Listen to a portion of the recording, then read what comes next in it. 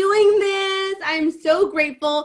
So as you know, we are getting ready for the 5-day boot camp.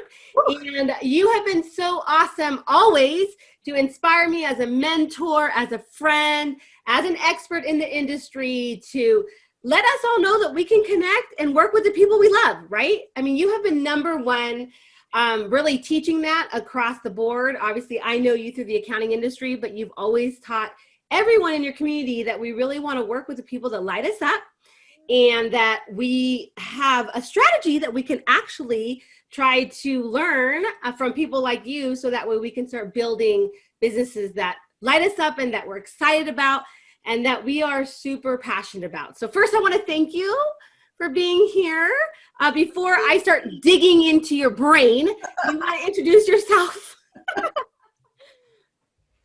Introduce myself. My name is Misty Megia. I am the CEO of Misty Megia. No, I recently just left. Actually, it's been 9 months. It's crazy. I left Intuit, where I was the global head of the ProAdvisor program and education strategy. And before that, I was at T-Sheets, heading up their accountant division. And before that, the VP at CPA Academy, et cetera, et cetera. So one of the things that I have honed over the years is really understanding customers and how to draw the right people to you, which we're going to share today. But I left my corporate gig to actually start my third entrepreneurial dive into the business world for myself. And I am now teaching high achieving women how to do public speaking. And that is from the boardroom to the keynote stage. So on a mission, get all these women some voices. Yes. Oh my gosh. And I'm so glad you shared that, because I think we get scared, or comfortable, or a combination of both, when we know that maybe there's another thing or another place or another role that's calling us. I know that you have been brave about that. That's why you're kind of sharing different things you did. But entrepreneurial world is probably the scariest but bravest leap that we sometimes come in and out of. And the fact that you're doing this a third time, like, wow.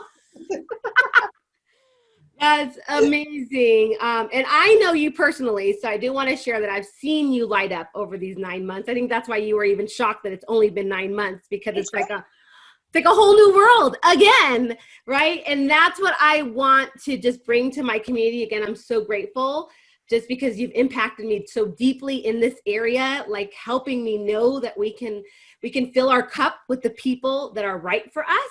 So that's what I want to talk about with you for a few minutes. And that is our goal for this conversation. All of you, this is a recording because our dear Misty is super busy.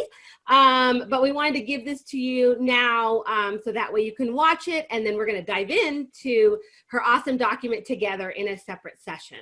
So yes. Misty, how do you want to get started? Well, like you said, it is so important to know that you have the right and the capability to accept those who light you up into your career just as much as you do into your life. And, I just a client last week, and literally her email to me was, I'm doing the happy dance.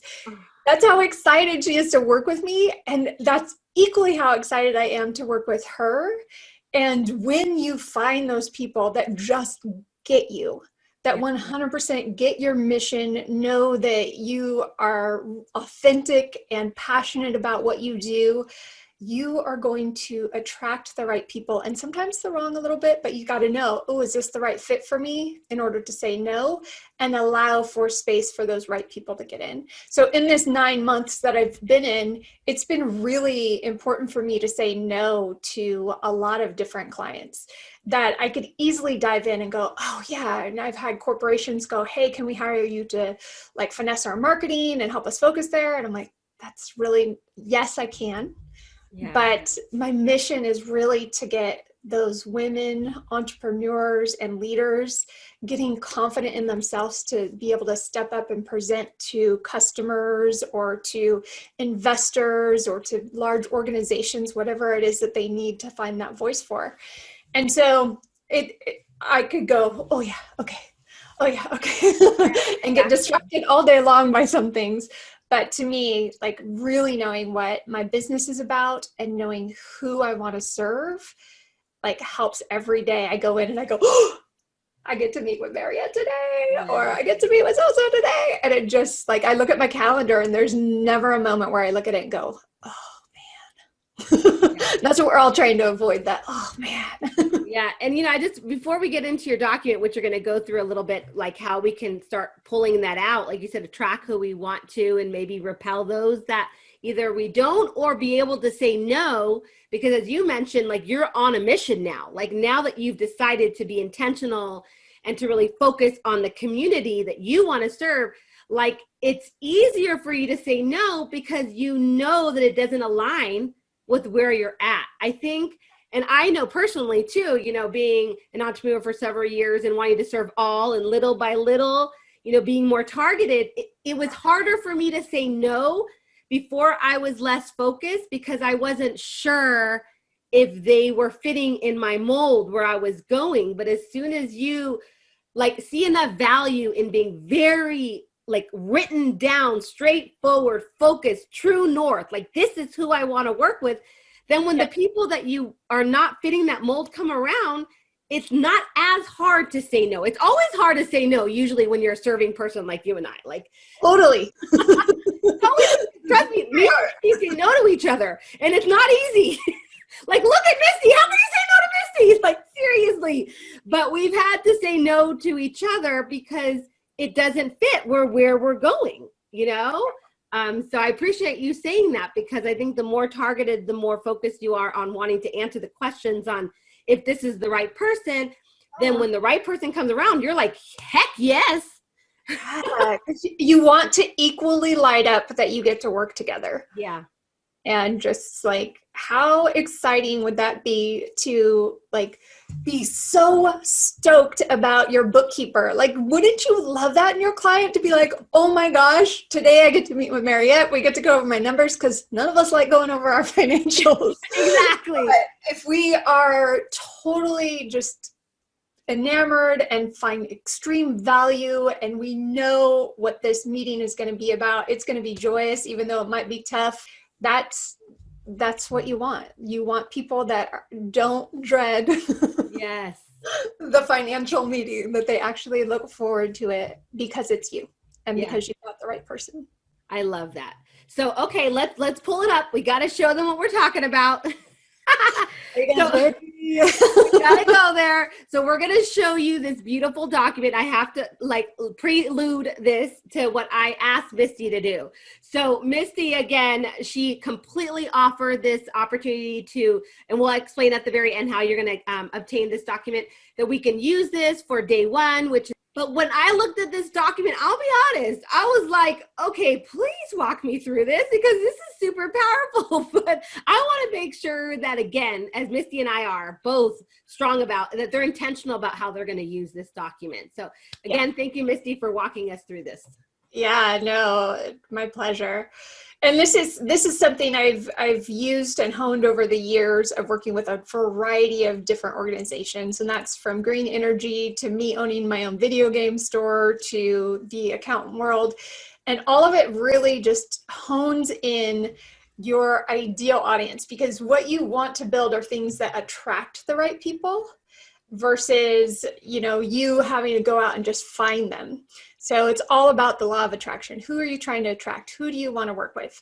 And these questions, yes, there are a lot of them. Do you have to ask an ideal client all of them? No, that could be burdensome.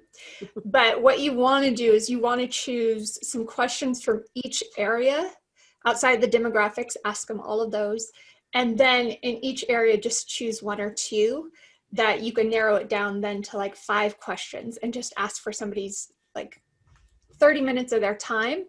And if you don't have a customer that you want to duplicate, like I want this person, if I could clone them and have 20 clients like them, if you don't have that person already in your life, then what you do is you go to somebody that you would love to have as a client.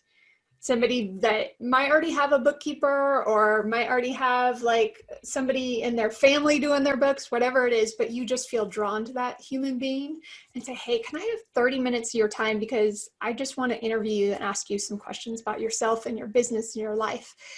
And then start writing those questions, the answers down. Try to find at least like minimum 5. I try to get 10 because that's where really you start seeing some similarities in all of the answers.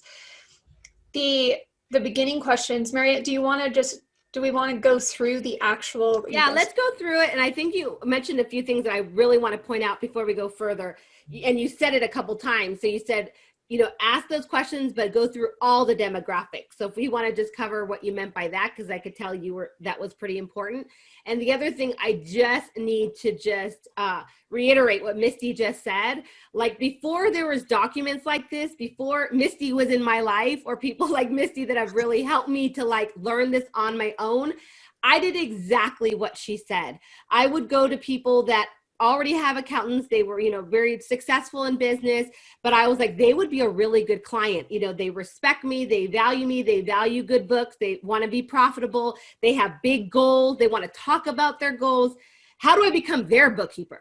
Like that's exactly what Misty said. I did the same thing. I would ask, and these are people I trusted. So I would ask like, how's the conversation go when you talk to your accountant? What does that meeting look like? What do you cover? How far do you go into your goals? Like, are you talking about today, the future? Like I wanted to know why they were so enamored with their service provider. Like that was huge for me. So I'm so glad she mentioned that. I didn't even think about bringing that up actually, Misty, but I did the same thing like, a decade ago when I first started, because I'm like, it's hard for me to really know who I want to work with. But like, if I see that person, like I really enjoy hanging out with them. They seem super successful. They said they have an accountant. So what do they do together? Yeah. So. And I think, Marriott, those questions that you're talking about are really phenomenal to help you figure out how to build your services, like what to offer, what to be doing to execute the actual service part of your contracts, right? So that is like a whole different skill set that absolutely I'm sure you'll be covering in this series here, is just really understanding what you should be offering, what kind of packages you should be putting together, and how to execute that for them that makes them happy. Where I think the differentiation for this document all is around your marketing. Yeah. And really understanding how to, whether you're marketing through social media or through blogs or whatever it is, but understanding how to market. Marketing, what we really try to do is understand who we are right for. Mm. And that's who we are talking to. We are understanding what their pain points are to see if we are the right fit. Because if you ask somebody like, hey, what are your goals in the next 12 months? And they're like, oh, well, I want to build a brand new website and build an email list. Okay, you're not going to be investing in what I'm doing right now. I'm not the right fit for you, so I'm not going to market towards you, right? And so it's really understanding like who you are the right fit for, and then talking their language and speaking to them because you get them. The reason why I say demographics to start, this is just a really easy thing. And you'll notice that on almost all of the social media platforms, you have demographics there too of who you're already attracting if you have business profiles, right? So I always look and see, I'm majority women, which are my followers, which I can tell by my feed. But it tells me the age ranges, it tells me what states they're in, what countries they're in. But all those things are interesting to understand, like who is already in your mix and attracted to what you're putting out there without your effort. And so if you are trying to go in a different grain than that, and you say, oh, this person is my ideal client, they are 45 years old because they have a seasoned business, they have like so many franchises or whatever it is, and then you look at your social media profiles and you're not attracting that demographic, that's where you see that you're going to have to do some work there and really understand like, oh, okay, I'm not currently attracting that by what I'm putting out. Is this going to be a really hard pivot for me, or do I just have to invest a little bit more time in building content specific for this group? I love that. Before you go any further, you know, when you say things like that, you just got me like, I'm not going to, I have so many follow-ups for that, but I'm going to keep it simple because, you know, I didn't totally like prepare you for this call today or this meeting, but because I know what my people are asking right now when you said that. There's two things they're asking, okay? The first thing that came up is, I love that example of, you said you want, you know, in case I even give an example that I sat with someone that's super successful. They're in their mid 40s. They've been an entrepreneur for so long. How could I be their bookkeeper? I go into my social media and I realize I have like, you know, a younger demographic, let's say, 20s to the late 30s, early 40s, super small entrepreneurs, self-employed, which actually happened to me. You know, these are the solopreneurs that just really need to learn what I was teaching. And it was literally a huge gap from what I thought I wanted to who was actually wanting from me. So what do you do there? Like, you know, because you're like, I thought I wanted them, but these are the people that are actually searching for me and I'm attracting them to me. So what do you do when that happens? Great question, Mariette. And to me, I think that's all around what you're putting out. And so currently, like, especially for you, you're putting out a lot of content for those smaller entrepreneurs. Mm-hmm. So if you're wanting to attract those larger companies and the ones that are a little bit more established and, you know, maybe have a staff of like 10 plus, then that's the content that you're going to need to start putting out. So you have to start really being intentional and looking at the demographics of each one of those companies and individuals and going, ooh, if I'm wanting to serve this group, then I might need to pivot my content to attract them. But the thing is also, you know, and we'll go through some of these questions, your group might not be on Facebook, right? Yeah. And so that's why when we go into some of these questions about what social media platforms they're on, that's where you're going to understand, here's where I should be investing my money to reach this person. Yeah. They're not on Facebook. They're not on Twitter. They're not on Instagram. They're on LinkedIn. So I'm going to start putting more effort into posting things on LinkedIn and blog articles or videos or whatever that is. But each one of these questions on the sheet will help you narrow down where you should focus. Yeah. And also what you should be saying on those platforms. Got it. And the last follow-up I had for that one is, what if you don't have anything on social media? Like you're literally starting from scratch. Would you just like go straight to where you're supposed to target? Because you don't have anything anyway? Like what would you do in that case? Yes. After you interview at least 10 people, okay, look at that question on social media and see, ooh, is there a common thing here? Okay. If you do not have any commonality in those 10 people, then interview a few more until you start seeing that trend. Because you don't want to go out and just blast all social media. And it takes a lot of time to build content for each one of those platforms. And you kind of should tweak and adjust it a little bit differently for each platform. But you don't want to waste your time. Your time is your most valuable resource. Yeah. And so being really specific about, okay, I know my audience is here. I'm only going to build content for here is so much better than having all these social media platforms that you're inactive on. Because then it just looks like, ooh, they haven't been on Facebook since 2006. Yes. Yeah, I love that. I love that. Okay, let's keep going. So we've just talked about type of business, industry, number of employees, all of that. So it's good to know also their titles, because when you are writing any content and you know, like, oh, this is the title of the person in this organization that I want to target, then hey, CEO or whatever they want to be called, right? Well, so, and I'll just mention something for a while, and don't move that, because I have something I need to bring up right now that I think is fascinating that you even have it in this survey. But I just, in regards to the titles, for a while, people were really like, I don't know if they put the eyebrow up or what, when I would talk a lot about solopreneurs, because, you know, usually you want to become a CEO of your business, or you want to be the founder, or you want to be the president. But there is a huge market of entrepreneurs that are super happy being solo and being successfully solo. Yeah. I'm one of them. So it's like, you can be proud of that, and I can be proud to serve that community.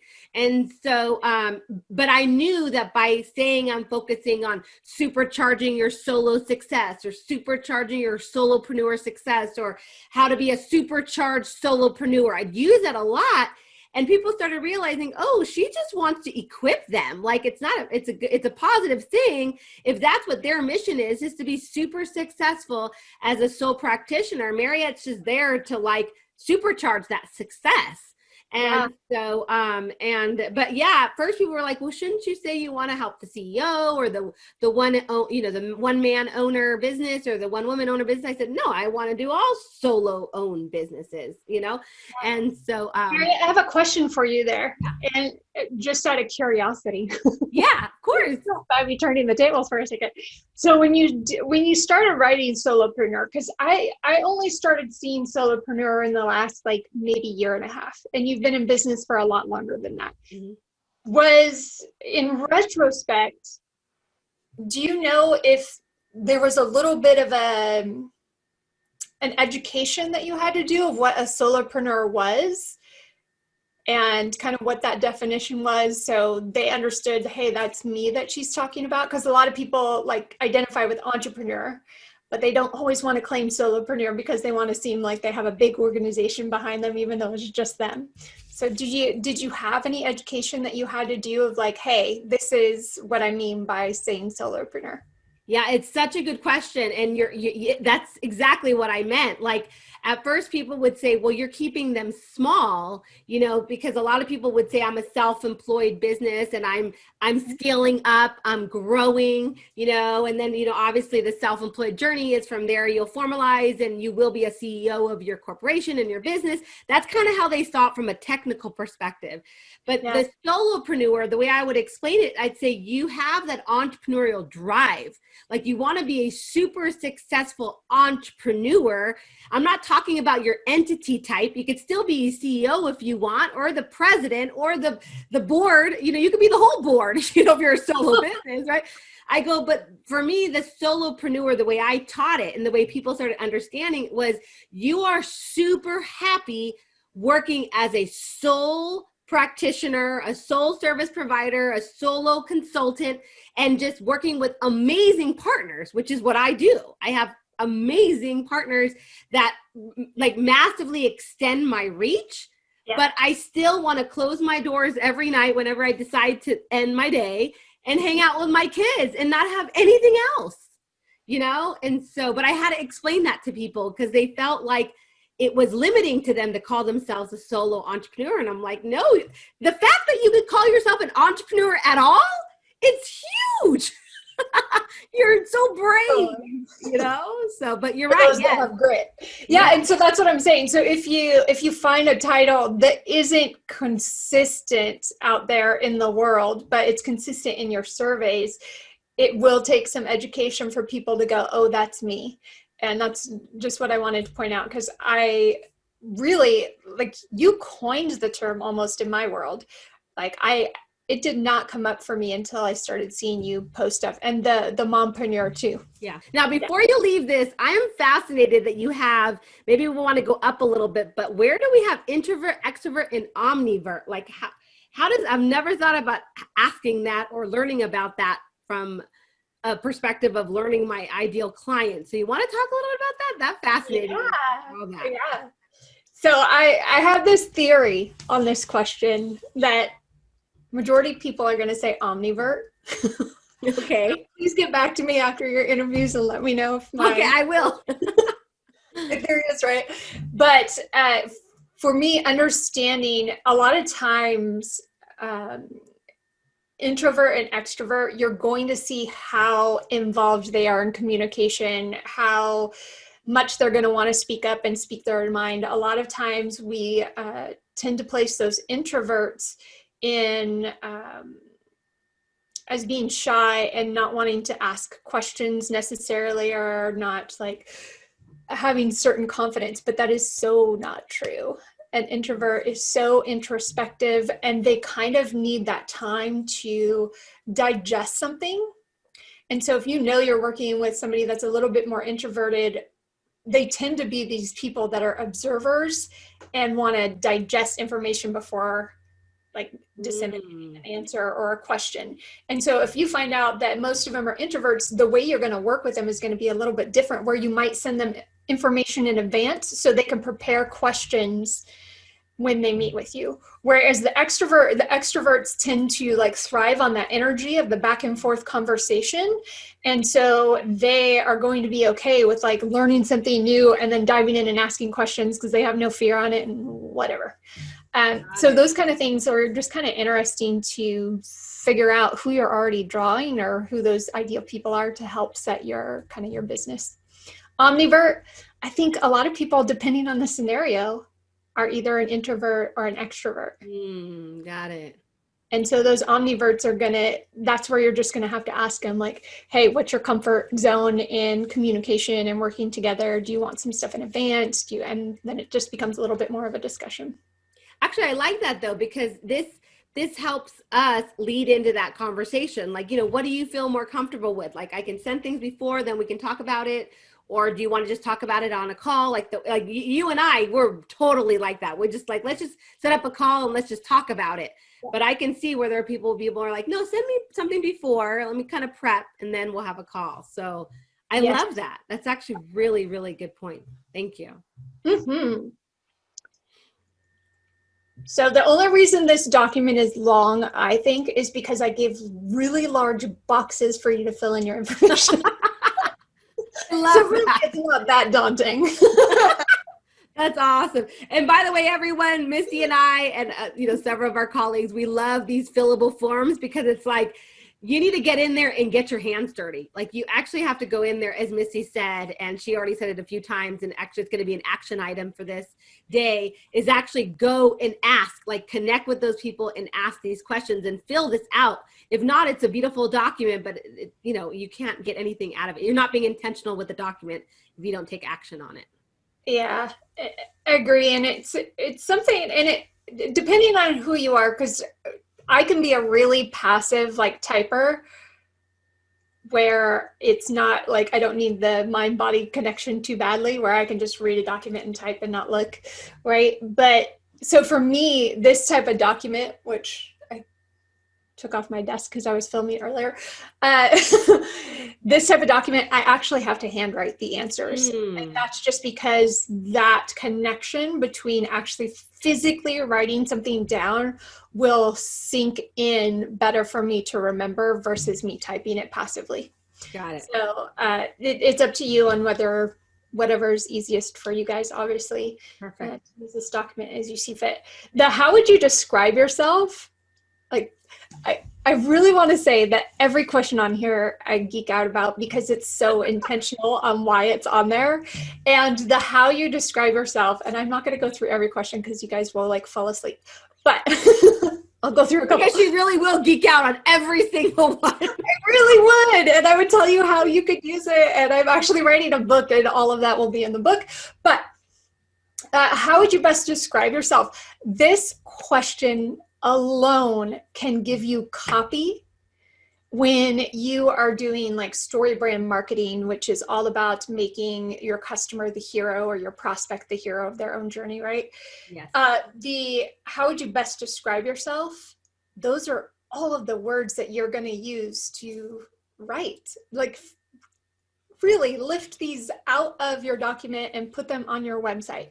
Do you feel like they go, oh, I am a businesswoman, I'm a leader, I am a mompreneur, I am, whatever it is. Then it becomes the question on your site. Do you find yourself overwhelmed trying to balance the mompreneur life? And all of a sudden you're using their language, right? Yeah. Of like, oh, that's me. Oh, that's me too. Oh, that's me too. Like she gets me. Completely. And let me just tell you, Misty just gave you gold right now. Like literally what you just said right now, what you just said. And that's why I have to like say it like 3 more times. What you just said. So seriously, That is exactly how you create your brand message, which she brought up the story brand, which is going to be one of your resources for this day. But how you literally create, like where you get the message from. Then she said copy, which is actually what you're going to write on your website or on your post.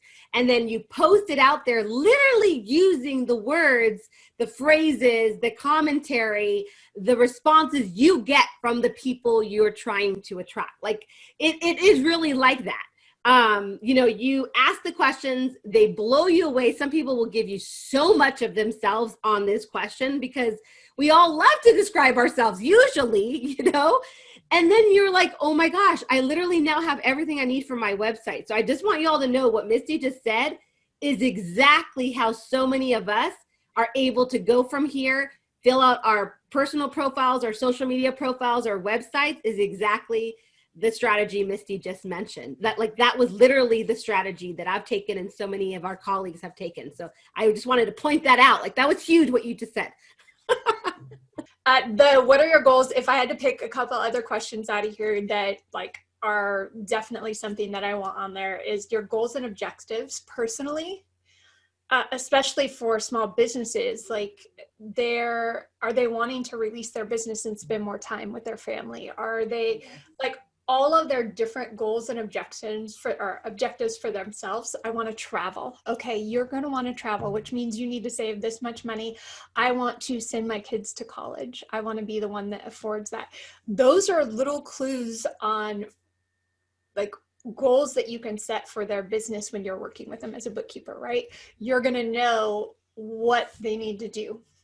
But also, again, that's the content that you're going to use in blog articles. Like if you have a large group of people saying, I want to save money so I can send my kids to college, then great. Give them tips in a blog article about, hey, are you saving as a mompreneur? You're saving for your kids to go to a 4-year or trade school or whatever it is. Like, here's 3 tips to help you succeed in this goal. Yeah. And it just starts developing little pieces of content that you can start creating for whatever area that you're going to post in. It's so good. One of the questions I get a lot, or I like to ask now, I didn't before, is, when was the last time you went on a vacation? You want to go on a vacation?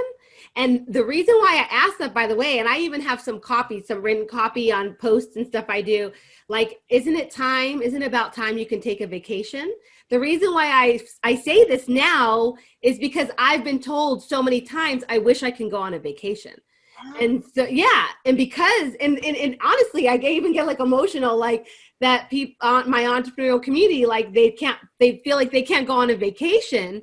And that literally can be your entire goal on how you serve your community is, I want to get my clients on a vacation. That is my goal for every one of my clients, to be able to take and be realistic. I want them to take a 1-week vacation first, and then the 2-week it escalates from there. But just that alone, I'm going to help you get on vacation. So many entrepreneurs just don't do that. And so is it finances? Is it time? Can you automate more of their technology? So even if they're on vacation, which they're afraid to do, they can still have access to just check on things and make sure it's okay. But what is it? Dig into that a little bit more. If it's what is it about the vacation? What would you like to do? What does a vacation look like to you? Because also the imagery is really fun. You find a lot of people want to go to the Bahamas. Great. When I post my thing on vacation, I want to put a picture of the Bahamas. Of course. Exactly. Do you want to go here on vacation? Everything be how did you know? It's she gets me. I don't know what it is. Oh, that is such good stuff. I hope everybody is seeing how good stuff this is. Literally, you can this is it. You know what? No more day 5. This is it. Go get your websites up. Start figuring out where to post. The same with goals and objectives professionally. What do they want to do professionally? Do they want to grow their business? Do they want to hire employees? What is it? And this question is all around the content that you can create with the answers that they give. And you will start seeing themes. Absolutely. With just a handful of interviews, you'll start seeing themes. I just want to point out right here. So this is separated. This document is separated by categories or sections. And those are the ones in the pink, right? So they know what's the next thing and what's the next thing. Okay, good. Yeah. And each area is, just to give yourself a little bit of breakup of oh, hey, what are the differences between these questions? Right. And so really just making sure that you have a couple in each area is why I separated that. So you get more content in a variety of different capacities to connect with your audience. But this, a lot of times, like the favorite music and binge-worthy TV and all those kind of things, one of the things that I did with favorite music is I actually created private playlists for my speakers that I work with. And I love that. I make playlists for them to, like, if they need to relax before a presentation and just kind of get into a zone, I know what kind of music that they would have on there. And then if it's more of an all hands meeting and they're like doing something where they need high energy, I've created a high energy like Spotify list that's private for them. So you can have a lot of different fun with these kind of things, and it gives you different content to put out. So it can be like, hey, we can connect on all these other things. Plus, I've found some really good binge-worthy TV shows. Well, I was going to say, come on, give yourself some credit. You're probably having fun with the stuff you're learning too. Like, wow, I want to get into that just for fun. Like, they've told me podcasts that I've never heard of. There's so many great podcasts. I'm like, oh my gosh, this is really good. So this is to give you content that is outside of always having to post about work, because we all don't want to talk about work 24/7. We want to connect on different levels. We want to enjoy each other and connect as human beings too. Yeah. So it just gives you some moments to do that. But it's very strategic at the same time, let's be honest, because you are pulling in, blogs, or you're writing things that or like based on these kind of interviews that they like. So even though you're now blending, like I was saying, the blended life, the personal, the professional life, you are staying connected with your professional community, but on a personal level, which I would say that's really where the magic happens, right? For sure. Absolutely. And one of the things, I almost don't want to say this in advance, but I'm going to anyway. One of the things, I've done this questionnaire with a lot of different groups, right, for years now. And one of the things that people always say about halfway into filling it out on their own, like just fill it out for yourself first, right? Or who you think your ideal client is. And so they're writing, and about halfway through, I start seeing hands raised. And I'm like, yeah, what's up? And they're like, is it normal that it just starts sounding like you, your ideal client being you? And it's like, yep. Yes. Oh my gosh. Sometimes when you go through this exercise, it's as deeply as we're going through it in this video, and as deeply I'm going to ask for you to go through on this day, you realize that your ideal client is you. And that actually has happened to me full circle over 20 years now in the business community, and over 13 years in the entrepreneur community. These last 2 years, I've gone full circle, and I couldn't believe it that my ideal client is me, like who I am, what I've been doing all these years. Like, how do I serve? Like, how does that work? And I have to figure it out, because that's what or me. I don't know. Aren't I a little too much for myself? But it's so true. So it's you, but it's you like 2 years ago. And the reason why that shows up is because we are teaching what we learn and what we know, and based on how far we've gotten so far. And we are helping that person that's a couple years behind us and just giving them a hand to pull them up to where we are. Or we're not helping the person that's 10 steps ahead of us, because we don't have that knowledge yet, but we're helping the ones that are just slightly behind us on their journey in that particular aspect. They're probably ahead of us in a million other aspects. Exactly. But on that one aspect, it's like, hey, I got you financially. I understand this. I've been studying this. I get you. Like, I used to be where you are. I took all this education. I took these classes. I took this wonderful onboarding 5-day challenge with Mariette Martinez. And like, Oh my God, I love that. I just like literally visualize one of my next posts is like, I'm just right here. Like, I'm just pulling you up. Like, I want you to just come on up alongside me. Like, let's do this together. Catch up. Like, I'm helping you catch up, so I love that. Oh, that's so good. All right. I'm going to stop geeking out. Make sure you ask this question, because that's the question we talked about earlier, of just knowing where to spend your time and posting where you need it. But you'll see that there's a lot of questions on here that really helps you in one way or another with what type of visuals you should be posting, what type of content you should be talking about, what type of articles you should be writing, where you should be writing, where you should be showing up, but really look at these questions and figure out which ones are going to be the most helpful for you in building out your ideal client. So you're not having to ask all of them, but just a handful of like the ones that will really serve your business right now. And then you ask questions to 5 people minimum. 10 would be preferable. Yes. You could also, if you have private Facebook group, ask one of these questions a week and just I love that. Just say, hey, Friday fun fact about yourself. So, okay, let's create a couple of things for them. First, let us know if you have any other ones that you really want to point out as super important. I know. I was going to scroll, but you can go. You can talk. Okay, yeah, scroll. So just a couple things that when you're talking about it, I think it's really important. I know you mentioned a few times. I'm going to go with the 10 people at least. Especially, if you're starting out, or if you're not starting out, but you've just been struggling to connect with the ideal people that light you up, that are, that you're wanting to attract.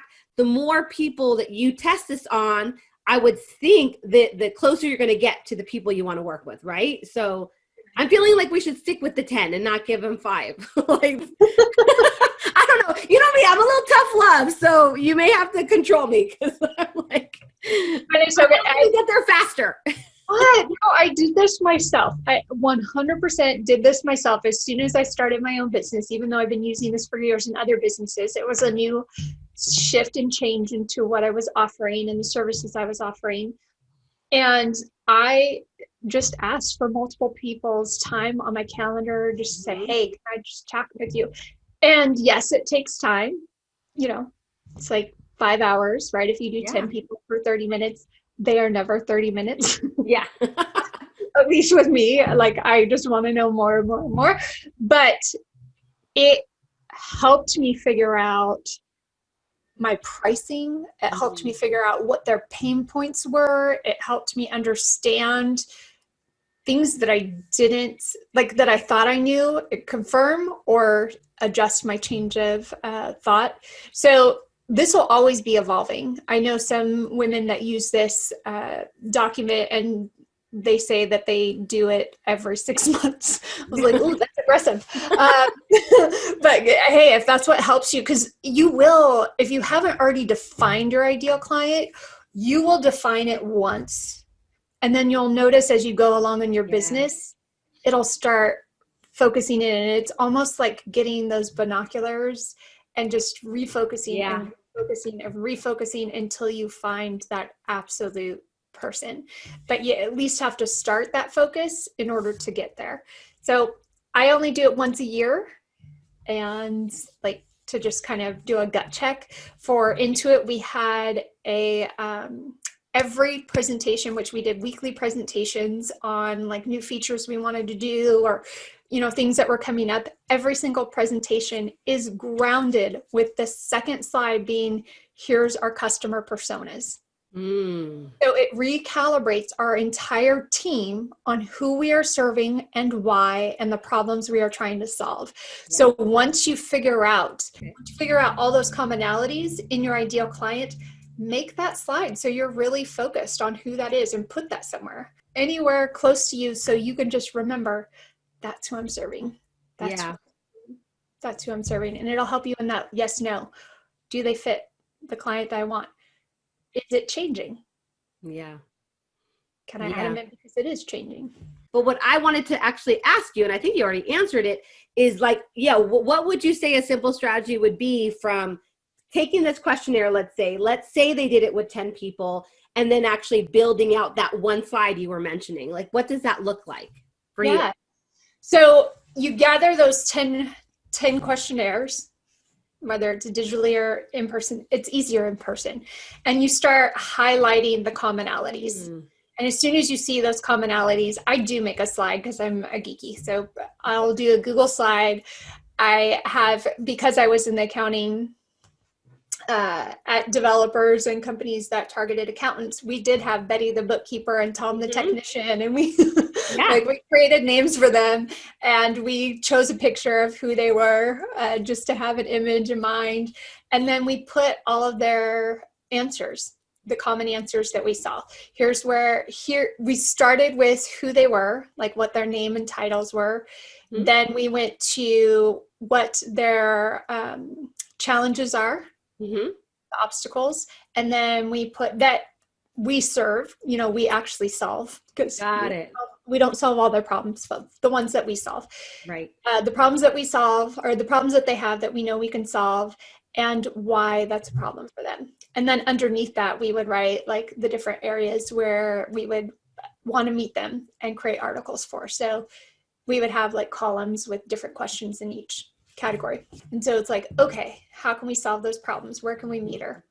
What kind of articles can we do? What kind of research can we create in order to serve this person effectively? Now for bookkeeping, it's going to be totally different. It's going to be, of course, because you're solving pain points around their finances, around their taxes, around even, like you said, their financial goals, around taking a vacation, being able to financially take a vacation. But yeah, it's still, I love what you said about kind of almost saying, okay, so how are we going to solve each of those pain points, kind of lining those up, and now let's create content around solving each one of those pain points. Going back to your copy, like that's what you can put on your website, put on your social posts. So the questions you could ask that Facebook group you were mentioning. So I love that. Oh, so good. So we're going to just close on two important things. Of course, we're going to close with Misty letting us know how we're going to get this amazing thing. But before that, I wanted to just share one last thing. I mean, again, knowing all they're going to go through over the next few days, but you knew, because I personally told you how important it was to start with them knowing that they can connect with these people and just really feel, joy and enamored and excited every day when they work with the people they love. Like, what do you want to leave them with about that? I'd say let's leave how we started and just know that it's your choice. I think a lot of businesses unfortunately get into that mindset of scarcity of, if I don't say yes to this job, I'm not going to have enough income to support my family, support my business, whatever it is. And honestly, it's been, that 9 months that we discussed, and I've met my financial goals for the year, but that's because I've said no to very specific things that I knew would well, that would have been like paying me for 2 months time and less. But honestly, I would have not been as happy. And so really allowing yourself to say no, and know in your heart that the right client is going to come along, but they won't come along if you don't have space for them. Right? They might just pass you by because you're not out there going, hey, I'm the right fit for you. And so you got to allow that space and just believe that they are going to find you. You are absolutely brilliant. There is nobody like you out there. And taking that time to really define who it is that just makes you go, Exactly. The email. We love it. Unless you like call my clients, which is fine. Yeah, that's right. Oh, that's so awesome. Okay, Misty. Oh my gosh. So thank you for this time, of course. And most importantly, how can they first get this document? And more importantly, if one of these people watching this is the right fit for you, how can they learn more about you? For me, the Ideal Customer interview is at idealcustomer.mistymegia.com, and I'm sure you'll give them that direct link so they don't have to memorize. It'll be on the video, by the way. Oh, right. Should I do right here? or here, wherever you put it. all of that. So download it. It does get you onto my mailing list. You can opt out at any time if it's not the right fit for you. Right now, the only thing I send in emails are tips on public speaking. And I think everybody can always improve that skill set. I think it's just like anything, as you are accountant or bookkeeper, you are constantly on that mission to gain more information. There is always a moment where you should be presenting to your client because people learn in different ways. And so hopefully you're giving them a variety of different ways to consume what you're talking about. The right fit for me, as I mentioned, I left to serve females, and that was because we had an event, like a couple events, and 400 speaker submissions, 30 were female and 2 were people of color. And so I left to help them gain the confidence because they already had the intelligence to be speaking. So I just wanted to give them the confidence and the skills and the tools that they needed to step up and share their voice. And so if you are on a mission to broaden your presence amongst, whether that's prospects by doing webinars or public speaking at conferences or anything like that, then please let me know. You can find me at mistymegia.com, and I'm happy to talk with anyone that Marriott knows and just help out in any way I can to get you knowing how fabulous you are. So amazing. Thank you, my dear. Thank you, everyone that watched this, and we'll see you in the boot camp. Bye for now.